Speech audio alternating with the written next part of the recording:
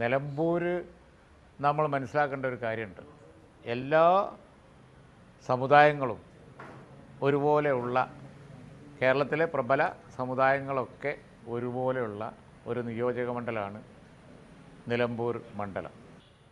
ഈ വർഗീയത ഒക്കെ വളരെയധികം പറയുന്ന ആളുകൾക്ക് നിലമ്പൂർ ഒരു പാടാണ്. ജാതി മത അടിസ്ഥാനത്തിലൊന്നും കേരളത്തെ വിഭജിക്കാൻ കഴിയില്ല.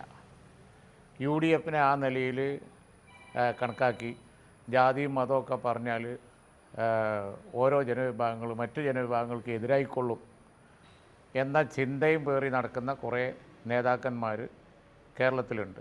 അവർക്കൊക്കെ ഒരു പാടാണിത്. മതേതര കേരളത്തെ അണ്ടർ എസ്റ്റിമേറ്റ് ചെയ്യേണ്ട എന്നാണ് നിലമ്പൂർ തിരഞ്ഞെടുപ്പ് കാണിക്കുന്നത്. നിലമ്പൂർ ഞാൻ പറഞ്ഞല്ലോ, കേരളത്തിൻ്റെ മതേതര സമൂഹത്തിൻ്റെ ഒരു പരിച്ഛേദനമാണ് നിലമ്പൂർ. എല്ലാവരുമുള്ള ഒരു മണ്ഡലമാണ്.